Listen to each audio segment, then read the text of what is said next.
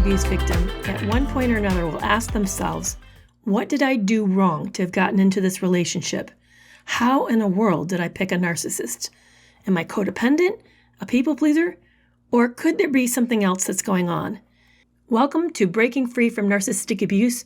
I'm your host, Dr. Carrie Kerr-McAvoy. I am a mental health clinician with over 20 years of counseling experience and a narcissistic abuse survivor.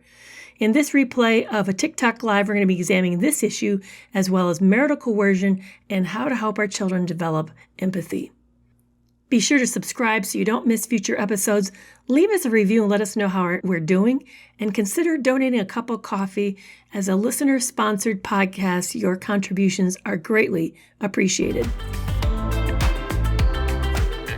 You probably have heard that the majority of individuals who find themselves in an abusive relationship have codependency traits and have a dysfunctional family that they grew up in.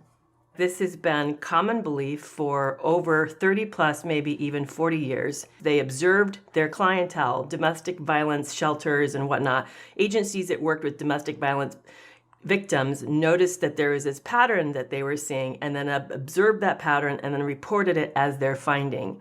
What they found is that then they understood these people as coming from dysfunctional homes, that they had abusive past, maybe they had a history of abusive relationships, and then they characterized these individuals as looking for familiar, which is why they got into subsequent abusive relationships. So what I want to do is I want to pull back and think about this in a different way. Imagine you have a car, and it's a base car, and you can add features to it. But the base car comes with a really incredible motor, or maybe not. It might come with a really great tire system on it, maybe has a really great braking system, maybe it even has sensors on it in the way that it picks things up. But then there's things that you can add to the package to make it better. You might add more, maybe you add leather seats. You might add a better sound system. Those are the things that you add on top of the base model. So the assumption has been that people who end up in abusive relationships had a flawed base model. In other words, if they were a car, they weren't a very great car because they didn't come out of from a great company with a great history. Maybe there's a lot of lemons in it. They assumed there was something flawed in the person, which is why they got into abusive relationships. This is the fascinating part. First of all, they didn't do research into this. This was just based on observation, not on actual studies. And the other thing is they didn't look at the possibility that maybe the relationships we get into changes a person's functioning level. In other words, if you're in a very stressful, let's say a stressful work environment, maybe you're going to start to function poorer as a result of the chronic stress, of the fear of your boss like looming over you and checking everything you do. Maybe you're going to actually change and start to look different, function different. So the assumption was the base car is flawed when really we don't know why, and we don't even know if that's true.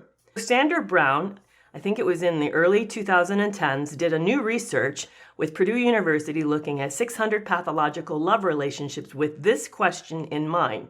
Is it that the women, she was mostly looking at women, that's why I'm going to say women, was the women getting into these relationships because they had high codependency traits, because they're people pleasers, because they came from dysfunctional homes and they had learned helplessness. They had learned to be passive people. So they end up getting in with predatory men. That was the question.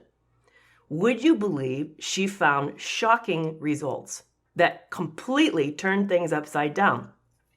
63% of her participants were not from dysfunctional homes. 63% of her participants actually were high-functioning women. They were judges, attorneys, doctors, other types of professional women who had ended up falling into these pathological love relationships. And in fact, she found that the type of relationships they got into, the type of man that was attracted to them, was profoundly the same. Their profile was the same. So, the dysfunction, the way in which these women became dysfunctional over time was related to the relationship, not related to having a troubled background.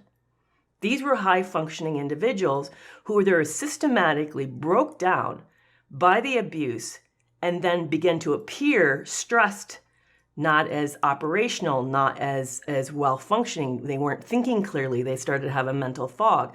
They started to break down because of the pathological relationship. That's one of the reasons why I really object to our use as a community to the term of codependency. It is an overgeneralization that does not apply to every single person who finds themselves in a troubled relationship or a narcissistic abusive relationship. Now, some of us did grow up in troubled homes. Some of us had childhoods that sort of primed us to be more compliant, for us to take on the emotional responsibilities of those around us, that we seemed as having more power. Definitely that's true. Remember, this applied to 63%, not the whole group. It's not 100% of the group.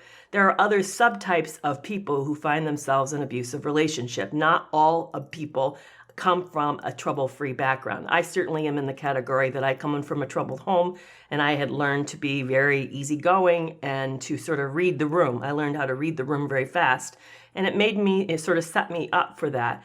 But that's only, 37% of us?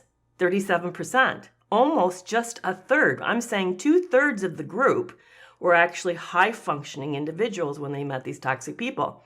It gets more fascinating. She used the called Factor 5 personality test. This Factor 5 just looks at normal population and ranks us on various tendencies like of agreeableness, how conscientious we are, whether or not we're more introverted or extroverted. You may have taken a Factor 5 test sometime in your work history probably, just to kind of see what kind of team member you would be. What it found was there were 2 consistently high traits on the Factor 5. It was agreeableness and conscientiousness. Now, what's interesting about these two traits is that agreeableness is a person who tends to want to get along. They make the perfect teammate. So if you were going to hire someone for a job, this is the person you'd want to look for because they're going to work well with others. They play well in the sandbox. This is a person who tends to believe in the goodness of other people. They tend to think that most things can be worked through, and they tend to be kind of very cooperative people. They believe in the idea of team versus in competitiveness. They're not competitive, they're more collaborative. Then the other one was conscientiousness. Now, conscientiousness is not just having a sense of what's right and wrong. It's also believing in the goodness of people in general, that you believe that people can change and that people can get better, that you want to believe in that people are basically good at the core. The problem is that group, we don't always assume predatory features to people, that people might actually be predatory, not just basically good. She found that this group ends up getting into these relationships very easily, but have an extremely difficult time exiting such relationships. That it's very tough for these people because it feels like giving up, and they don't want to be a negative kind of person. They really want to see things through. That there's a stick-to-itiveness to these individuals, sort of a steadfastness is another quality. Now, what's interesting is that toxic people, narcissists, sociopaths, and psychopaths actually not only groom people in order to get them to take the emotional responsibility for a relationship, but they're actually selecting targets, purposefully selecting targets for these features, for the degree that you're agreeable and conscientious. They'll tell you a test story. They'll tell you a backstory about themselves as a way to build fast rapport. But the other thing they do is that they're building the mask as they meet you. So literally, as they hear you talk about yourself, your life, your interests, what you're into, that they're using that information to construct their persona. The reason they do that partly is because they want you to like them. So there's a need for them to have you find them as good, positive. They want to create the attachment. But there's also another reason that they're doing this, and this is because it's predatory, because they actually want a connection with you, and they want you to feel like you can trust them really fast, and so that they are starting to prepare you for the deception part, which is already happening. They're not really actually this person, so that's deceptive. But they're also preparing you for other deceptions so that when you meet things that don't line up with the person you initially met, you're more likely, in the moment of cognitive dissonance, you're more likely to throw out the new information that says, oh, this person's not actually who they say they are. They just betrayed you. You're more likely to throw that out and lean into the person you thought you met in that first few meetings. Wow, right? Isn't it? It's all, by the way, called grooming. It's targeting and grooming. And if you really want to read a fascinating book about this, Don Hennessy's book, How He Gets Into Her Head, discusses this whole process. He dissects it in depth and talks about how there's this systematic thing that they do, the questions they ask, the things that they share. There's even some things that they're going to do interpersonally between you as a way to kind of get you to take the emotional responsibility for the relationship. All of this is a systematic setup. Now, there's a part of me, I don't know if you're like me, if you want to know, is this intentional? Like, do they really know they're doing this? Is it conscious? Is it like a template that they pull out and then thumb through like the book and ask themselves?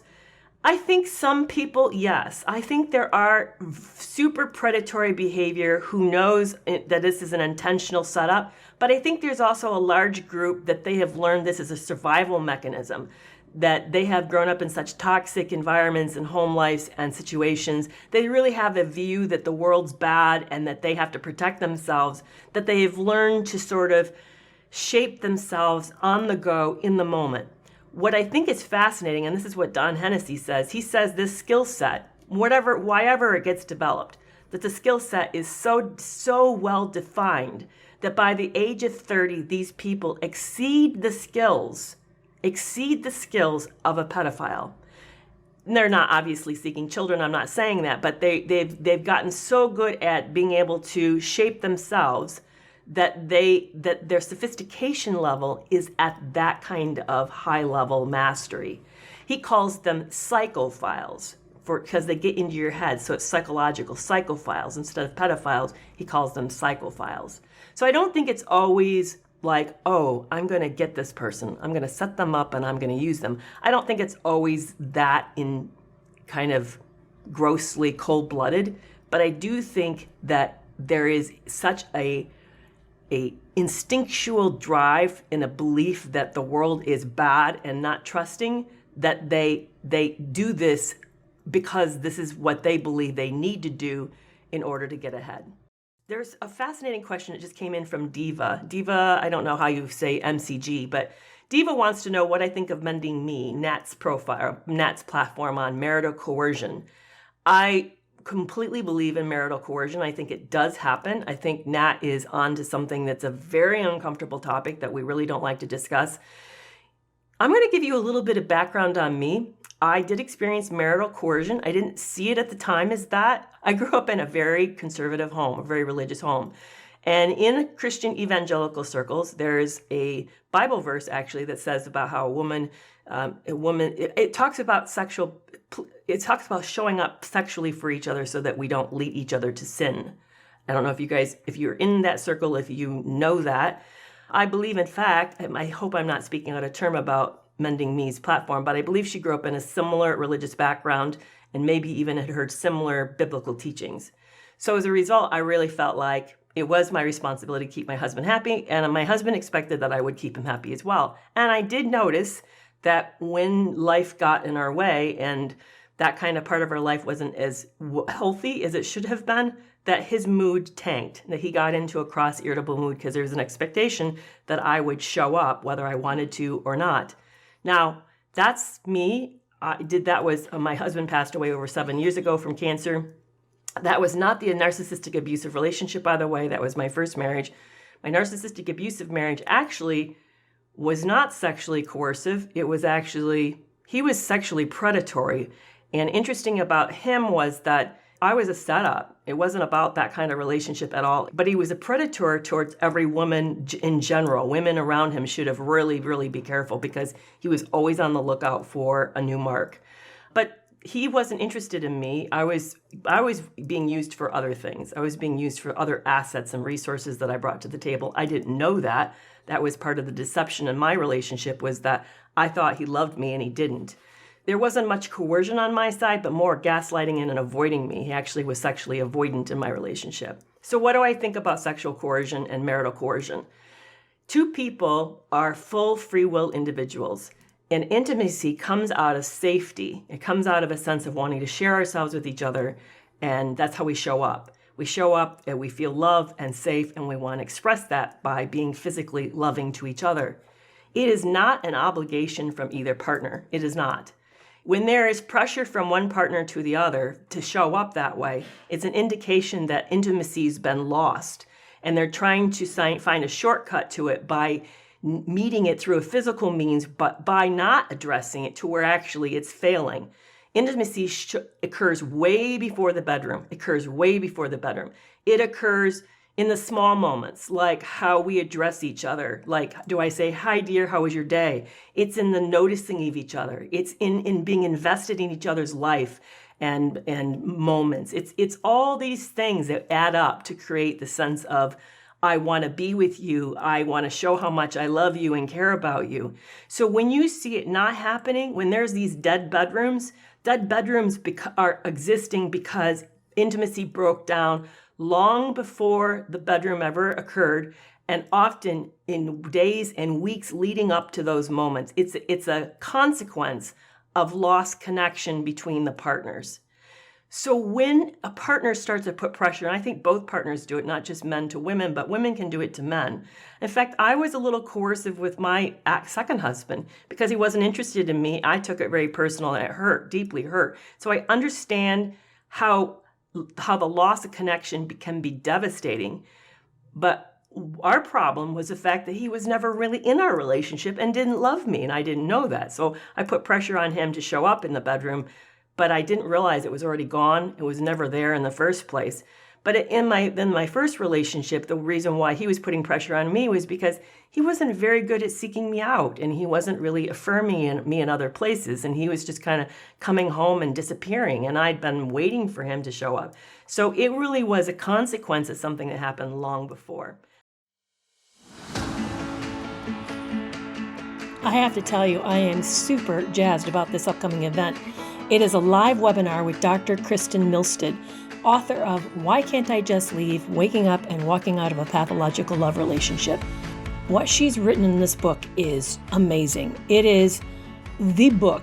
If you're struggling to exit, then this is the book that you want to get in order to understand why you're feeling trapped, why it's so hard to get out. And we're going to be doing a live interview with her, along with me and several other panelists. We're going to be talking about what is cognitive dissonance? Why does it cause us to feel so confused and trapped? How is it related to a trauma bond? And how do you break a trauma bond if you're still unsure exactly what happened? Be sure to get your tickets. Space is going to be limited.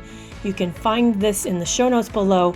It's going to be on August 18th at 6:30 Eastern Standard Time. And again, like I said, I cannot wait for this interview. So I hope to see you there as well. How likely are kids to become narcissistic when they have a narcissistic father or mother? That's a really great question. I see it run in families. My view of it, though, is it's a little different. I think that, honestly, I think narcissism is not just due to nurture, not due just to childhood raising and upbringing and developmental issues. I think there's a genetic component to this, and that's why you see it run in families. So it's not just simply because they have a narcissistic parent. It may be coming in on the DNA as well. So one of the things you can do is look back through your family history and see how often it's popping up. Don't just look for full-blown narcissistic presentation where they meet all 5 criteria of the DSM-5.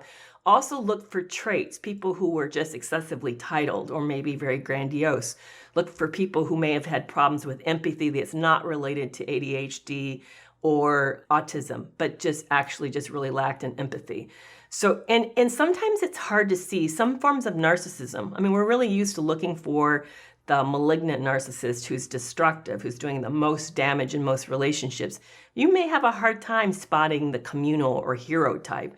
The covert narcissist can fly under the radar too. They're sort of the perpetual victim. They're actually what Dr. Ramani calls that group called the vulnerable narcissist. The vulnerable narcissist is what most people refer to as the covert narcissist. It's really actually a vulnerable narcissist, but we're not used to using that label yet. That label's not adopted across this platform. So I'll use both to help you know what I'm talking about. But the covert or the vulnerable narcissist is very hard to spot too. They're more passive aggressive. They accentuate their victimhood, and as a result of it, we tend to think them as being sympathetic and great and easy to be around. We don't realize that everything is always about them, and they move from crisis to crisis to crisis, and it's never about you. We don't always see that. So when you're looking at your family history, have you ever heard of a genogram? Do you know what that is? If you Googled genogram, it's genogram, genogram. What you do is you have circles represent women and squares represent men. Now, I know with trans people that ends up getting a little tricky, but we want to use their biological designation as at birth, just for the sake of simplicity. So put together, go back, start with yourself and your sisters and brothers, and you'd be circles and squares. And then your mom and dad, now they may have gotten divorced and remarried, so you'd put X's over the lines that connect them, and then put new lines for the new relationships, and just keep going up and build this image of a family genogram. And then under each person, put down labels of how narcissistic you think that person was. Maybe even put down some traits like very entitled, they lacked empathy, they had a lot of destructive relationships. You know, look for things that indicate that these people were having difficulty in relationships. That's what you want to look for. And then notice if it's hopping. It might skip a generation, but then show it up again and show up again and show up again. I think that's a good way of identifying a genetic component for your family. So that may be one reason. If that's true, then what I would do, if you have a child you think is kind of leaning narcissistic, and by the way, please be warned, we cannot diagnose children as narcissists. It's not something that can be diagnosable until over the age of 18. But if you notice sort of this lack of concern for other people, this excessive focus on their story and their needs, if you notice this callous or ruthless treatment of others, then I would really use opportunities to ask them to think about what the other person might be experiencing. You might want to say, when they come home and tell you that somebody hurt them or something happened on the bus or that they really got even with somebody, you might want to say, so what do you think was going on with the other person? So what did you witness that person happen in their day today? What might they be going through? How do you think they felt about what you said? How would it make you feel if someone said that to you? That's a really great way, is to ask them, how would it make you feel if that happened to you? And then to say, is it possible, but how they feel? And then say, so based on all of that, what other options could you have chose instead of that? Those are ways to kind of help grow the muscle of empathy. Narcissists, psychopaths, and sociopaths, the difference between them and the rest of the world is a conscience. They don't have a conscience. So we need to grow consciences in our children. And one way to do that is to increase their sensitivity and their sense of empathy for other people. That can go a really long ways. But just be aware, I see a lot of families where that doesn't happen. There's another risk that can happen in families with a narcissistic parent, and that is those children become actually very good at taking responsibility for the emotional health of other people. That they will become very good at molding themselves and morphing and constraining their emotions so that they're not in touch with themselves, but rather they're trying to keep the peace all the time. If you want a good book on this, check out Lindsay Gibson's work. She has a book called The Adult Children of Emotionally Immature Parents. Really wonderful work. Lindsay Gibson is a really great resource for that idea. So I think it's kind of hit and miss. She actually finds that children of narcissistic parents tend to be very good at taking emotional care of other people, but not so good at taking good emotional care of themselves.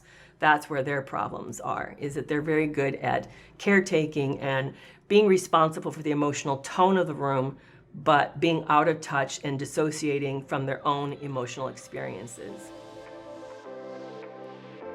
Thank you for joining me on this episode of Breaking Free from Narcissistic Abuse. Hey, are you feeling really alone, struggling to find others who understand what you're going through? You looking for a support group that gets it? Consider joining my premium private group on an app called Vibely. It's called Toxic Free Relationship Club. There you can chat with other survivors and me. You'll be able to do mental health challenges with us and just find other support for those who really understand what you're going through. Again, it's called Toxic Free Relationship Club. And I will see you again on Thursday. Until then, bye-bye.